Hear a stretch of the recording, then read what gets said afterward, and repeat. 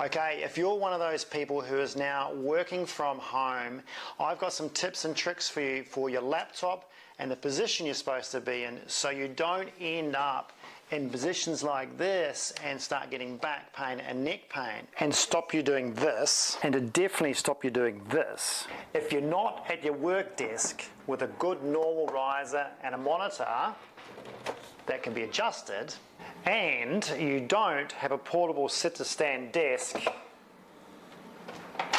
like this, and you also don't have one of these to stand and lift your monitor up like this, what I recommend is you use your kitchen table if you're sitting down. We'll come to standing up in a minute, but when you're sitting down, use your kitchen table. Now, the first thing that's got to happen is this laptop has got to go up, because you've got to pretend that's your new monitor, because you haven't got a plug-in monitor, so this has got to go up.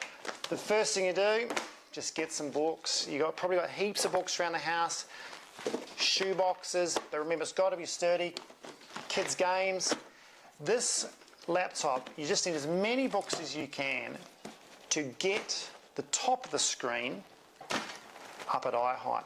So when I'm sitting here, the top of the screen is at eye height, okay, and then that's really important.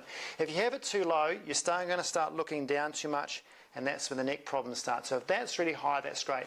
The other thing, have it at arm length apart. That's about as far as the focal length you should be. But if you're going to have it up here, you can't type up here. So much cheaper than getting a plug-in monitor, just get a keyboard, okay? Plug that in. Now you don't have to have a wireless, you can just simply plug them like that. Have your mouse, okay? And then you know that you've got this at the right height. So if this is far back, you can move this in the right position, have your hands in the right position, mouse, there you go. That is the best setup for when you're sitting. But make sure that this chair is sturdy.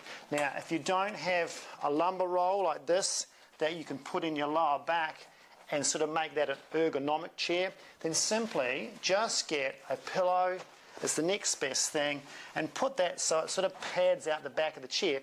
Then it's going to feel like one of those nice ergonomic chairs you have at work. Then you're sorted. So that's the best position for sitting. But you should spend some of the time sitting, you should also spend some of the time standing. Now you can also do standing stuff at home, and I'll show you how.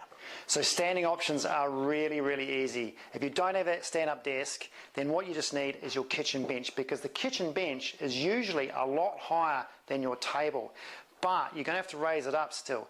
So again, you could use lots and lots of books, okay? Stack all the books up. But if you've also got a kid's stool, that's even better. Just put the kid's stool on and get it up. Now, you'll notice that's still not high enough, okay? The laptop monitor still needs to be at eye height. So there's no point having it down and then looking down like that.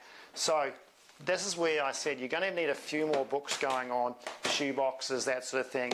And depending on your height, like that might be enough, depends how tall you are. If you're 6 foot like me, you're going to have to probably get that up quite high to realise that that monitor has got to go up at eye height, and that's still not high enough. Okay, so get it up, work out where you need it, and there's your eye height. Okay, now that's all well and good. Remember, that is your monitor. You don't type up here. Your plug-in keyboard is the way to go, and so you're going to have to get all your other books and put them under your keyboard. So you've got your keyboard here, and again, that needs to be at a certain height. So when you're typing, you've got your arm basically at sort of 90 degrees of the elbow. It's not down too much like that. You don't want to be typing down, you want that up. So that needs to come up, and you also need a few more books for your mouse. Now I know it's pretty full on, but you'll thank yourself if you've got a setup to stand at for a couple of hours, and you've got a setup to sit down at for a couple of hours, then that's going to be the best scenario to stop you getting all your back problems and neck problems while you're working from home. See you next time.